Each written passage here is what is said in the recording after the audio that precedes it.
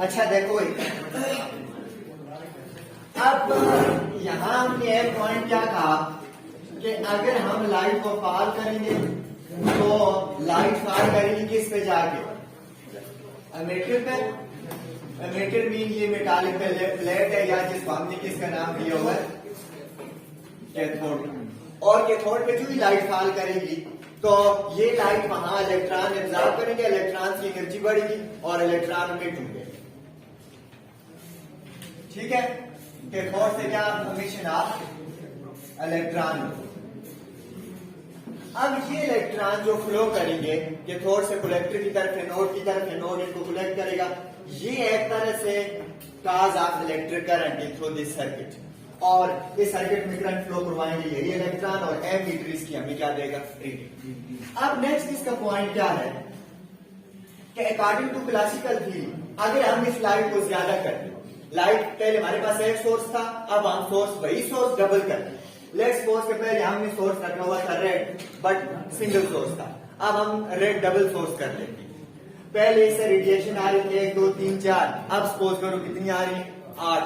तो क्या होगा, मीनिंग कि अगर हम लाइट को ज्यादा करते हैं, लाइट को ज्यादा करने का मतलब है लेट्स सपोज कि हम डबल सोर्स करते हैं,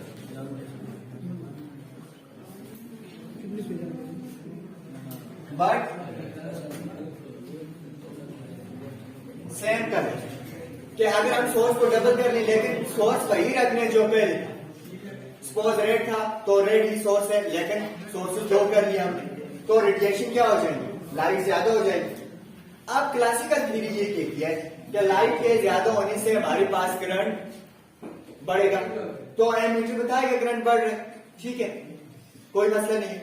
लेकिन सोर्सेस का डबल करने से हमारे पास करंट की अमाउंट क्या हो जाएगी, ज्यादा। अब क्लासिकल थ्योरी और क्या कहती है कि ये करंट ज्यादा क्यों हुआ, वो ये कहती है कि लाइट के ज्यादा करने से एनर्जी ज्यादा होगी। क्लासिकल थ्योरी क्या कहती है कि ये करंट क्यों ज्यादा हुआ, करंट के बढ़ने की वजह क्या है कि करंट इसलिए ज्यादा हुआ क्योंकि हमने लाइट ज्यादा की, लाइट के बढ़ाने की वजह से इसकी एनर्जी क्या होगी, ज्यादा। अब एनर्जी ज्यादा हो गई तो जब एनर्जी आगे इलेक्ट्रॉन ने एब्जॉर्ब की तो अब वो इलेक्ट्रॉन जो पहले कम एनर्जी के साथ स्लो मोशन में थे, अब वो इलेक्ट्रॉन हाई एनर्जी के साथ मूव कर रहे हैं, वेलोसिटी इंक्रीज हो गई है, तो पर सेकंड किसी भी एरिया में से ये गुजर रहे हैं तो ज्यादा जल्दी गुजरे, इसलिए करंट क्या हो गया, ज्यादा। लेकिन ऐसा नहीं, ऐसा क्यों नहीं है, क्योंकि जब हम स्टॉपिंग पोटेंशियल अप्लाई करते हैं तो हमें पता है कि हमें सेम एनर्जी देनी पड़ती है उनको रोकने के लिए, ये हम नेक्स्ट स्टेप में बात करते हैं इस पे। तो करंट बढ़ेगा, और ये करंट एनर्जी बढ़ने की वजह से नहीं बढ़ा, क्या चीज ज्यादा होने की वजह से ये करंट ज्यादा हुआ है, नंबर्स में ज्यादा इलेक्ट्रॉन निकले। तो यहाँ हमने सोर्स डबल किया, ज्यादा फोटॉन आए, ज्यादा फोटॉन आए तो वो आगे ज्यादा इलेक्ट्रॉन एब्जॉर्ब करेंगे, और जितने इलेक्ट्रॉन वो फोटॉन एब्जॉर्ब करेंगे वो इलेक्ट्रॉन कहां से इमिट हो जाएंगे, तो नंबर ऑफ इलेक्ट्रॉन ज्यादा होंगे ना कि उनकी एनर्जी। बात समझ गए ना, तो करंट के ज्यादा होने की वजह क्या है, नंबर ऑफ चार्जेस बढ़ेंगे, जो इलेक्ट्रॉन यूनिट हुए ये ज्यादा है, ठीक है, नंबर, बट इनकी वेलोसिटी क्या रहेगी, सेम। वेलोसिटी क्यों सेम रहेगी, एनर्जी सेम, एनर्जी सेम है, क्यों, क्योंकि सोर्सेस सेम है। सोर्स के सेम रखने से बेशक हम सोर्स डबल या ट्रिपल कर लें, उसकी एनर्जी सेम रहेगी बट नंबर ऑफ फोटॉन ज्यादा होंगे, इंटेंसिटी हाई हो जाएगी। मतलब शॉर्टकट दूसरे लफ्ज में आप क्या कहें कि लाइट ज्यादा करने का क्या मतलब, इस करंट के बढ़ने की रीजन क्या है, इंटेंसिटी यहाँ इंक्रीज हो गई है, और इंटेंसिटी के इंक्रीज होने से करंट क्या हो जाएगा, इंक्रीज, ना कि एनर्जी के बढ़ने से। क्लियर है यहाँ तक। अच्छा, नेक्स्ट पॉइंट क्या है, इस पॉइंट को आप इस तरह भी समझ सकते, देखें कि सपोज करें कि हमने एनर्जी दी यहां से रेड लाइट से, हम एक सोर्स यूज करते हैं रेड, और रेड सोर्स से हमने एनर्जी दी कोई 10 जूल, टोटल एनर्जी कितनी दी, 10 जूल। और फिर हमने सोर्स यूज किया दूसरा ब्लू, और ब्लू से भी हमने एनर्जी दी 10 जूल। कितनी एनर्जी दी? 10 जूल। अब क्लासिकल थ्योरी क्या कहती है कि हमने दोनों से सेम एनर्जी दिया है। अगर एनर्जी हम सेम देंगे तो आगे जो इलेक्ट्रॉन इजेक्ट होगा उनको कितनी एनर्जी मिलेगी? 10 जूल। दोनों इलेक्ट्रॉन को रोकने के लिए फिर हमें कितनी एनर्जी चाहिए होगी? 10 इसके ऑपोजिट जितनी एनर्जी उनके पास है, इसके ऑपोजिट कितनी एनर्जी चाहिए होगी? इसको इस तरह समझिए कि आपके पास दो कार है सेम मॉडल, सेम कंपनी की बनी हुई है, सारी चीजें सेम है और सेम स्पीड से चल रही है। तो एक कार को रोकने के लिए अगर 1000 जूल ऑफ एनर्जी चाहिए तो दूसरी कार को रोकने के लिए कितनी एनर्जी चाहिए? 1000 जूल। क्यों? उन दोनों की एनर्जी क्या है? सेम। बात समझ गई ना? अब यही चीज यहां भी होनी चाहिए कि रेड से भी हमने कितनी एनर्जी दी इलेक्ट्रॉन को? 10 जूल। ब्लू से भी कितनी दी? 10 जूल। तो सपोज करो रेड से जो इलेक्ट्रॉन इमिट होगा इसको स्टॉप करने के लिए हमें -2 वोल्ट पोटेंशियल देना पड़ता है ऑपोजिट डायरेक्शन में। तो ब्लू लाइट की वजह से जो इलेक्ट्रॉन इमिट होगा इसको भी रोकने के लिए कितनी एनर्जी देनी पड़ेगी? यही देनी चाहिए ना, -2 वोल्ट जितनी वोल्टेज देनी पड़ी। लेकिन जब एक्सपेरिमेंटली देखा गया तो ऐसा नहीं है। नहीं। क्लासिकल थ्योरी इस चीज को एक्सप्लेन नहीं कर सकती। एक्सपेरिमेंटल क्या होगा कि जो इलेक्ट्रॉन ब्लू लाइट की वजह से यहां से इमिट हुआ है इस इलेक्ट्रॉन को रोकने के लिए लेट्स सपोज अगर इसको -2 वोल्ट देनी पड़ती है तो इसको इससे दुगना देनी पड़ती है 4 वोल्ट। बात तो यहां आकर कंफ्लिक्ट कर गई कि अगर 10 जूल एनर्जी यहां से गिर रही है और 10 जूल यहां से गिर रही है, इसको रोकने के लिए 2 वोल्ट और इसको रोकने के लिए 4 वोल्ट क्यों चाहिए? टोटल एनर्जी की बात है। फिर एनर्जी डिफरेंस आ जाएगा। तो फिर यहां से मसला बना कि लेट्स सपोज कि ये रेड लाइट है और रेड लाइट की जो फोटान होती है इनकी वेवलेंथ क्या होती है? ज्यादा। अब फोटान बेस पे इसको हम एक्सप्लेन कर सकते हैं कि रेड लाइट के फोटान की वेवलेंथ ज्यादा होती है, फ्रीक्वेंसी क्या होती है? कम। तो पर फोटान जो एनर्जी होती है वो क्या होती है? कम। सपोज करो कि ये 10 joule energy total number of 5 photon है, 5 फोटान की एनर्जी टोटल कितनी बन रही है? 10 जूल। तो हर फोटान की एनर्जी कितनी बनी? 2 जूल। अब हर फोटान आगे एक इलेक्ट्रॉन निकाल रहे हैं तो इसका मतलब है रेड लाइट जो इलेक्ट्रॉन एमिट करेगी हर इलेक्ट्रॉन के पास कितनी एनर्जी होनी चाहिए? 2 जूल। तो इनको रोकने के लिए हमें इतनी ही एनर्जी ऑपोजिट अप्लाई करनी पड़ी। लेकिन अब जब हम बात करते हैं ब्लू लाइट की तो ब्लू लाइट में क्या होता है कि ब्लू लाइट के फोटान की वेवलेंथ क्या होती है? कम। और ब्लू लाइट के फोटान की फ्रीक्वेंसी क्या होती है? हाई। तो फ्रीक्वेंसी हाई होने से एनर्जी क्या होगी? बढ़। तो सपोज करो कि आप इसके पास भी 10 जूल है लेकिन इसके 10 जूल सिर्फ कितने फोटान के मिलने से बन गई? 2 फोटान। क्योंकि इसके एक फोटान के पास एनर्जी इसकी निस्बत बहुत हाई होगी। तो इसके अगर 2 फोटान 10 जूल एनर्जी बना रहे हैं तो एक फोटान के पास फिर कितनी एनर्जी होगी?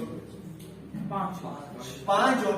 अगर एक फोटान के पास 5 जूल एनर्जी है तो एक इलेक्ट्रॉन को फिर कितनी एनर्जी मिलेगी? 5 जूल। तो अगर ये 5 जूल एनर्जी से मूव करे तो इसको रोकने के लिए फिर हमें इतनी इसको ऑपोजिट एनर्जी अप्लाई करनी पड़ेगी। इसलिए इस इलेक्ट्रॉन को रोकने के लिए हमें ज्यादा पोटेंशियल अप्लाई करना पड़ता है एज कंपेयर टू दिस। क्यों? क्योंकि फोटान थ्योरी की बेस पे हम एक्सप्लेन कर सकते हैं, वरना क्लासिकल बेस में तो दोनों सेम एनर्जी मिल रही दोनों को, तो सेम पोटेंशियल भी हमें देना चाहिए रोकने के लिए, लेकिन ऐसा नहीं। बात समझे? अब अगर आपसे कोई ये पूछे कि जब हमने एक तरह से यहां हमने क्या चीज बढ़ाई है? इंटेंसिटी बढ़ाई है? नो। क्या बढ़ाई? इंटेंसिटी नहीं बढ़ी। लाइट हमने सोर्सेस चेंज कर दी। क्या चीज चेंज कर दी? सोर्स चेंज करने से क्या चीज चेंज होती है? फ्रीक्वेंसी। क्या चीज चेंज होती है? फ्रीक्वेंसी। बात समझ रही? और एक ही सोर्स से ज्यादा करने से क्या चीज चेंज होती है? इंटेंसिटी। अब यहां फिर आके एक और पॉइंट आ जाता है हमारे पास कि अगर हम इंटेंसिटी बढ़ाएंगे तो क्या चीज बढ़ेगी? Number of photon. Number of photon बढ़ेंगे तो वो फोटान आगे जाके इलेक्ट्रॉन्स निकालेंगे तो एमिशन ऑफ इलेक्ट्रॉन क्या हो जाएगी? ज्यादा। तो करंट की अमाउंट भी क्या होगी? हो जाएगी ज्यादा। क्या अगर हम इंटेंसिटी बढ़ाएंगे तो करंट बढ़ेगा, लेकिन पर इलेक्ट्रॉन जो एनर्जी हर इलेक्ट्रॉन को मिल रही है वो ज्यादा हो रही है? नो। क्यों नहीं हो रही? क्योंकि सोर्स सिर्फ फोटान ज्यादा हो, तो हर फोटॉन के पास एनर्जी तो क्वांटाइज है। इट मीन जितनी भी इलेक्ट्रॉन निकल रहे हैं सबकी एनर्जी क्या होगी, सेम, एनर्जी नहीं बढ़ेगी। सपोज करो रेड लाइट से अभी हमने 4 फोटॉन गिराए तो उसमें 4 इलेक्ट्रॉन निकाले। अब हम 10 फोटॉन गिराए, 2 सोर्स यूज कर लें तो कितने इलेक्ट्रॉन निकलेंगे, 10। लेकिन हर इलेक्ट्रॉन के पास एनर्जी क्या होगी, सेम। क्यों, क्योंकि फोटॉन सारे रेड लाइट के, एनर्जी तो नहीं बढ़ी, फोटॉन ज्यादा होंगे, हर फोटॉन की एनर्जी क्या है, क्वांटाइज। तो सब इलेक्ट्रॉन को रोकने के लिए फिर हमने पोटेंशियल भी सेम है। इट मीन इंटेंसिटी बढ़ाने से करंट बढ़ेगा लेकिन एनर्जी इलेक्ट्रॉन की नहीं बढ़ेगी, और उनको रोकने के लिए हमें पोटेंशियल भी वही देना पड़ेगा। सपोज करो अगर 4 रेडिएशन पे हमें 2 वोल्ट पोटेंशियल देना पड़ता है तो 10 अगर हम कर ले फिर भी कितना देना पड़ेगा, 2 वोल्ट, क्योंकि इलेक्ट्रॉन की जो हमारे पास एनर्जी है वो तो नहीं बढ़ी ना, तो उनको रोकने के लिए पोटेंशियल भी ज्यादा नहीं हो। क्लियर है यहां तक। लेकिन अगर हम फ्रीक्वेंसी बढ़ा दें, सोर्स दूसरा हमने आया ब्लू, यस सर, अब ब्लू सोर्स जो लाया तो उसके अगर हम 4 फोटॉन गिराएं तो वो भी कितने इलेक्ट्रॉन निकालेंगे, 4। लेकिन इलेक्ट्रॉन तो 4 मिनट हुए, क्या अब इनको रोकने के लिए हमें 2 वोल्ट पोटेंशियल चाहिए होगा, नो। क्यों, क्योंकि ब्लू लाइट है, ब्लू लाइट के एक फोटॉन के पास रेड लाइट के फोटॉन से एनर्जी बहुत ज्यादा होगी, तो उस एक फोटॉन में जो एक इलेक्ट्रॉन निकाला उसकी एनर्जी भी क्या होगी, हाई। तो उसको रोकने के लिए फिर एनर्जी भी हमें ज्यादा देनी पड़ेगी, मीन ज्यादा पोटेंशियल सप्लाई करना पड़ेगा। लेकिन करंट बढ़ा या कम हुआ, करंट सेम रहा, करंट सेम है, करंट क्या रहेगा, सेम। इट मीन फ्रीक्वेंसी बढ़ाने से इलेक्ट्रॉन की क्या चीज बढ़ जाएगी, एनर्जी, लेकिन नंबर ऑफ इलेक्ट्रॉन क्या रहेंगे, नंबर ऑफ चार्जेस क्या रहेंगे जो मिट हो रहे हैं, सेम। पर यूनिट टाइम जो चार्ज यहां से निकल रहे हैं वो क्या रहेंगे, सेम। सिर्फ क्या चीज बढ़ी, एनर्जी, उनकी एनर्जी बढ़ जाएगी। क्या सपोज करो रेड वाले में इलेक्ट्रॉन की एनर्जी दे रहा था 2 जूल, तो ब्लू वाला दे रहे 5 जूल, लेकिन फोटॉन, नंबर ऑफ फोटॉन बराबर है तो नंबर ऑफ इलेक्ट्रॉन भी इतने ही निकलेंगे, तो इसलिए करंट नहीं बढ़ेगी। लेकिन अब इन इलेक्ट्रॉन्स को जो ब्लू लाइट की वजह से मिट हुए को रोकने के लिए हमें पोटेंशियल भी ज्यादा देना पड़ेगा, क्योंकि इनकी एनर्जी क्या होगी, ज्यादा होगी। क्लियर है यहाँ तक। Yes sir. अब इसी चीज को हम ग्राफिकली कैसे रिप्रेजेंट कर सकते हैं, पहले मैं इसको लिख लेता हूँ कि अगर हम फ्रीक्वेंसी बढ़ा दें तो क्या होगा, एनर्जी बढ़ जाएगी, फ्रीक्वेंसी बढ़ाने का क्या मतलब है, एनर्जी कम होगी, हम एनर्जी बढ़ा रहे हैं। फ्रीक्वेंसी बढ़ाने का क्या मतलब है, एनर्जी बढ़ा रहे हैं, but intensity remain conserve. Yes, यहाँ इंटेंसिटी क्या रहेगी, कंजर्व। क्या हमने रेड लाइट के अगर 4 रेडिएशन, 4 फोटॉन फायर करवाएं तो ब्लू पर भी कितने करवाने, 4, तो इलेक्ट्रॉन दोनों में कितने निकलेंगे, 4। लेकिन फर्क क्या होगा कि रेड लाइट के जो फोटॉन की वजह से इलेक्ट्रॉन में टूंगे उनके पास एनर्जी क्या होगी, कम, और ब्लू लाइट के फोटॉन की वजह से जो इलेक्ट्रॉन निकलेंगे उनके पास एनर्जी क्या होगी, ज्यादा। इसलिए ब्लू लाइट वाले फोटॉन को रोकने के लिए हमें पोटेंशियल हायर अप्लाई करना पड़ेगा, और रेड लाइट वाले इलेक्ट्रॉन्स को रोकने के लिए पोटेंशियल कम अप्लाई करना। लेकिन करंट दोनों में क्या रहेगा, करंट सेम, क्योंकि सेम नंबर ऑफ चार्जेस निकल रहे हैं। तो इट मीन अगर हम फ्रीक्वेंसी बढ़ाएं, मतलब सोर्स चेंज कर लें, तो हमारे पास क्या होगा, एनर्जी बढ़ जाएगी, एनर्जी ऑफ इलेक्ट्रॉन इंक्रीज हो जाएगी,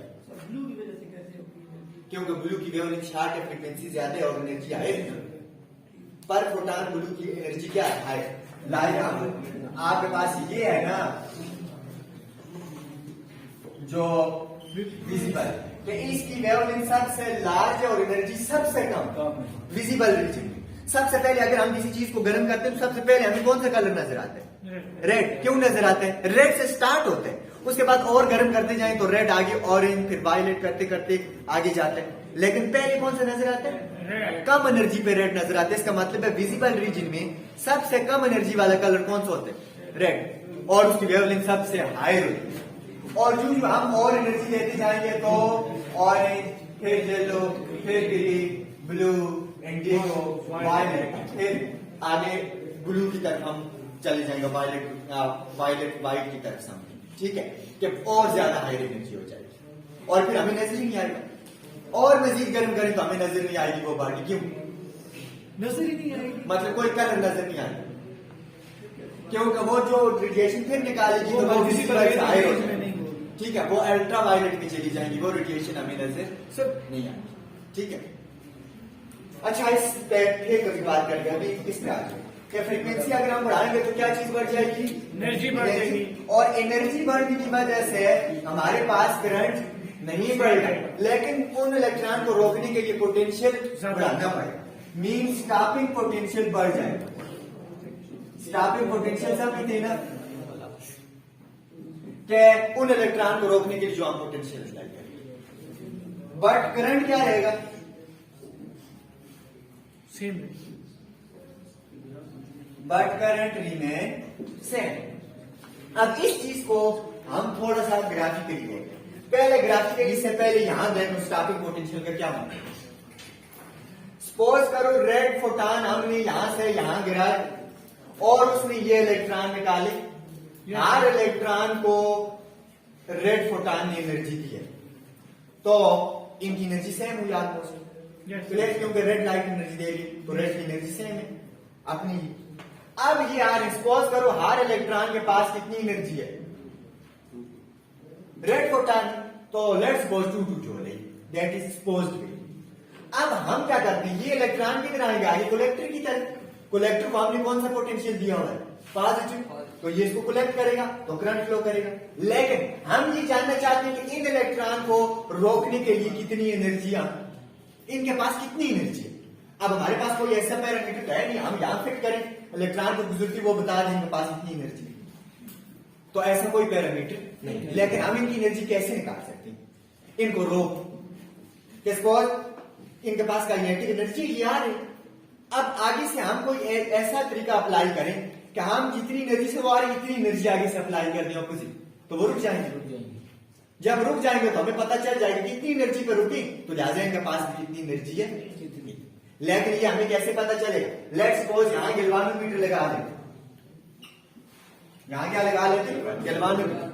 अब अगर करंट फॉरवर्ड बायस डायरेक्शन में जा रहे हैं तो गैल्वानोमीटर की नीडल 0 से इस तरफ होगी, जो बताएगा कि इलेक्ट्रॉन ये मूव कर रहे हैं लाइक क्लॉकवाइज, क्लियर है। अब अगर हम इधर से उल्टी डायरेक्शन में इतनी एनर्जी दे दें कि वो इलेक्ट्रॉन की एनर्जी से क्या हो जाए ज्यादा, तो वो एनर्जी इलेक्ट्रॉन को किधर मूव करवाएगी, ऑपोजिट डायरेक्शन में, तो ये गैल्वानोमीटर की नीडल किधर जाएगी, इस साइड पे एंटी क्लॉक के। अब रिवर्स डायरेक्शन में करंट मूव करना स्टार्ट हो, तो जो हमें ये बताएगी कि हमने इलेक्ट्रॉन की एनर्जी से एनर्जी ज्यादा अप्लाई की। अगर हम एग्जैक्टली इलेक्ट्रॉन की एनर्जी जितनी एनर्जी अप्लाई करें, ना तो इलेक्ट्रॉन आगे जाए ना तो रिवर्स, तो गैल्वानोमीटर कितनी रीडिंग देगा, 0, इलेक्ट्रॉन अब मूव नहीं। जब गैल्वानोमीटर की नीडल एग्जैक्ट 0 पे आ जाएगी, हम इसका ऑपोजिट एनर्जी अप्लाई करें। कब तक अप्लाई करनी है, ताकि गैल्वानोमीटर की नीडल कहां आ जाए, 0 पे, जो हमें ये बताए कि ना तो इलेक्ट्रॉन इधर आगे आ रहे ना तो इलेक्ट्रॉन वापस जा रहे। इट मीन्स इलेक्ट्रॉन रुक, एग्जैक्टली वो एनर्जी जिसका इलेक्ट्रॉन एकर से रेस्ट में आ जाते हैं, किसी तरह वो मूव नहीं करती, इक्विलिब्रियम में आ जाते हैं, वो अमाउंट ऑफ एनर्जी हमें बताएगी कि इलेक्ट्रॉन के पास कितनी एनर्जी है। ये हम अप्लाई कैसे करते हैं, रिवर्स डायरेक्शन में पोटेंशियल अप्लाई करो, कि इसको जो हमारे पास एनोड है इसको नेगेटिव बना लो, इसको क्या करो इसको नेगेटिव कैसे बनाएंगे, कम्यूटेटर को कम्यूट कर लो, कि ये जो टर्मिनल पहले किसके साथ था, पॉजिटिव साथ, अब इस टर्मिनल को किसके साथ लगा लो, इस टर्मिनल को इधर लगा लो, और ये वाला जो टर्मिनल नेगेटिव है इसको किधर लगा लो, इसके साथ। अब कम्यूटेटर को हमने एक तरह से चेंज कर लिया। अब देखो हमने इस वाले टर्मिनल के साथ कौन सा पोटेंशियल नेगेटिव, तो इसका कौन सा चार्ज आ गया, नेगेटिव। अब ये जो ये नेगेटिव चार्ज लगाएंगे तो ये नेगेटिव इनको क्या करेगा, रोकेगा। हम पोटेंशियल बढ़ा रहे हैं, आहिस्ता आहिस्ता करते करते एक खास पोटेंशियल पे ये इन इलेक्ट्रॉन को स्टॉप कर देगा, तो मजीद आगे नहीं आए। जब गैल्वानोमीटर की नीडल क्या देगी हमें, 0। अब वो पोटेंशियल जिससे ये इलेक्ट्रॉन स्टॉप हो जाएंगे, ना तो आगे आएंगे ना तो वापस जाएंगे, वो पोटेंशियल हमें बताएगा इनके पास एनर्जी कितनी है। अब इनके पास एनर्जी कैसे, इलेक्ट्रॉन मूव कर रहे हैं तो mass of electron into velocity का स्केयर होगी। अब ये एनर्जी कितनी हुई, जितना हमने स्टॉपिंग पोटेंशियल अप्लाई की जितनी हुई, क्योंकि वो रुक गए ना। तो हमने ऑलरेडी पढ़ा हुआ है कि किसी भी पार्टी का वर्क जो होता है वो किसके इक्वल होता है, या पोटेंशियल की क्या definition W by Q। Work divided by charge, तो यहाँ से वर्क क्या हो जाएगा QV। Q, यही होगा ना।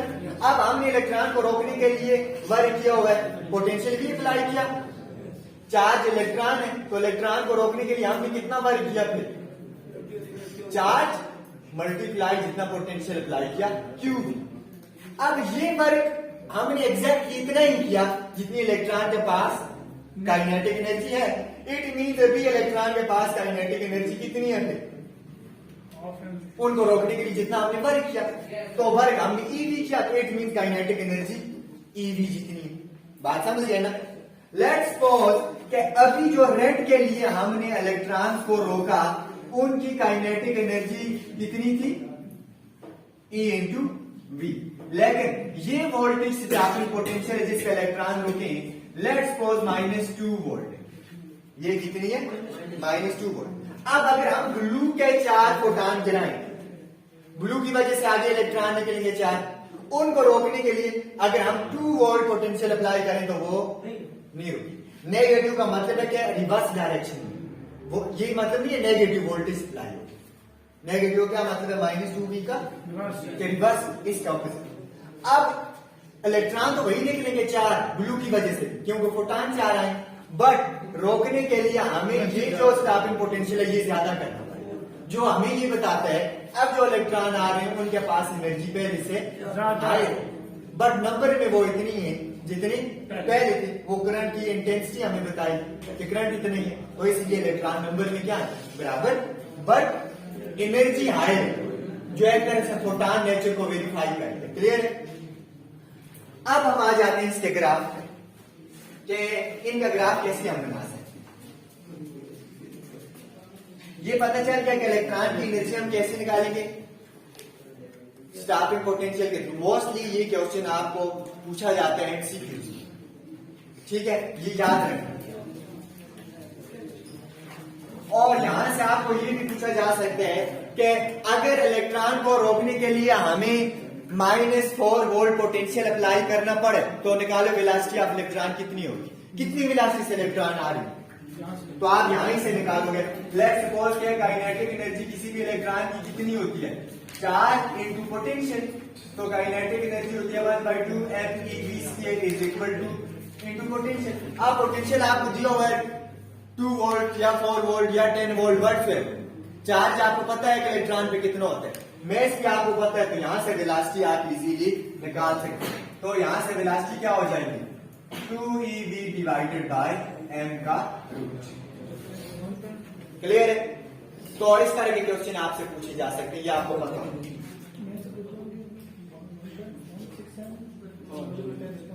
अच्छा, अब देखो नेक्स्ट कि ग्राफिकली हम इनको कैसे रिप्रेजेंट कर सकते हैं।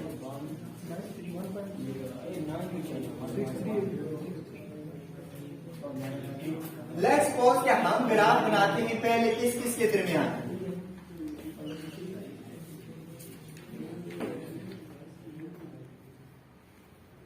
अच्छा देखो सपोज करो कि हम यहां इंटेंसिटी के दरमियान ग्राफ बनाते हैं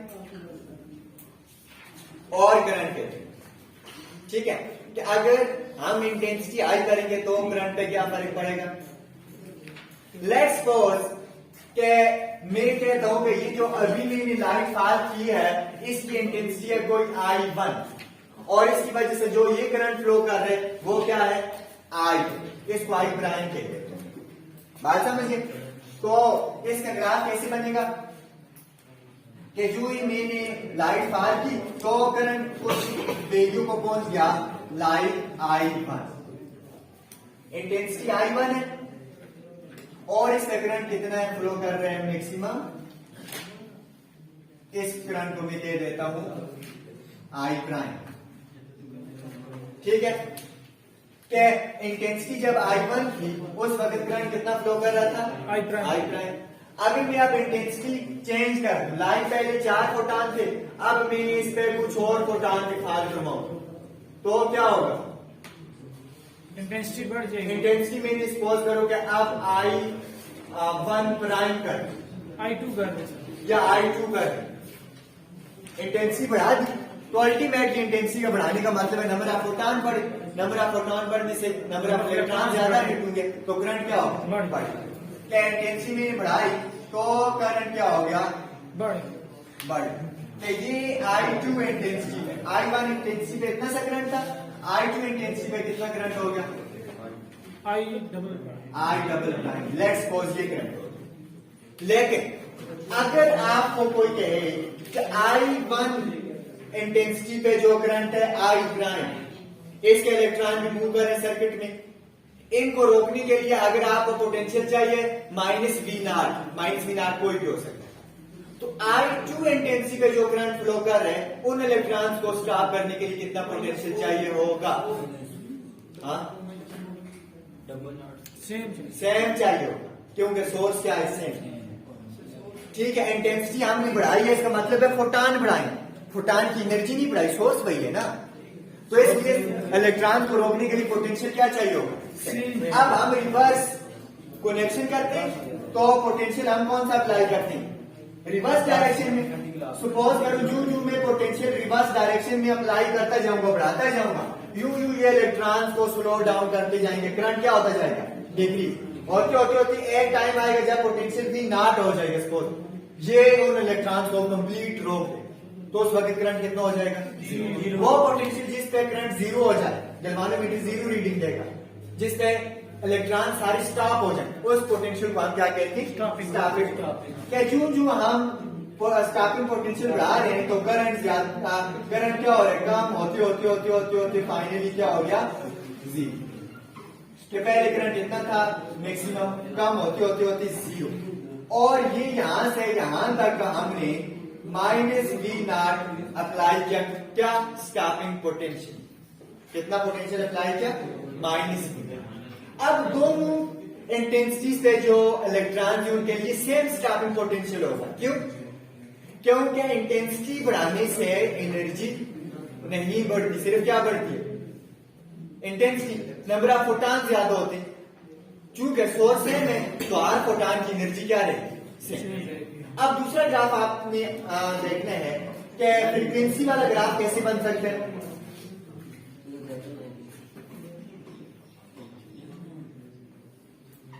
अब हमने क्या बढ़ाना है, फ्रीक्वेंसी। लाइक हमने रेड के भी 4 फोटॉन फाल करवाए हुए और ब्लू के भी 4 ही फोटॉन फाल करवाए, दोनों ने कितने इलेक्ट्रॉन्स को निकाला, 4 में, तो per unit time 4 charges flow कर रहे हैं, तो दोनों की वजह से करंट क्या होगा, सेम। लेकिन फिर फर्क किस चीज का होगा, एनर्जी का। जब ब्लू फोटॉन ज्यादा एनर्जी देंगे तो उनको रोकने के लिए स्टॉपिंग पोटेंशियल भी ज्यादा है। सपोज करो कि ये है आई, करंट आई फ्लो कर रहे किसी इंटेंसिटी आई प्राइम पे या I1 कह दो, लेट्स सपोज कुछ भी, क्लियर है। अब इंटेंसिटी हमने नहीं बढ़ानी है अभी, ये किस लिए ग्राफ है, इंटेंसिटी बढ़ा दीजिए, कि अगर हम इंटेंसिटी को इंक्रीज करें,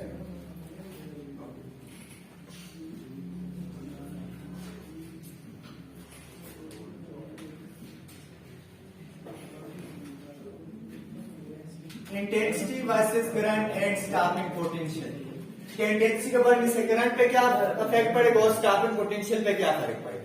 तो हमें देखें इंटेंसिटी के बढ़ने से करंट बढ़ते हैं बट स्टॉपिंग पोटेंशियल सेम रहते हैं, जो हमें ये बताता है कि इंटेंसिटी के बढ़ने से एनर्जी नहीं बढ़ती, एनर्जी सेम रहती है, तभी स्टॉपिंग पोटेंशियल सेम है।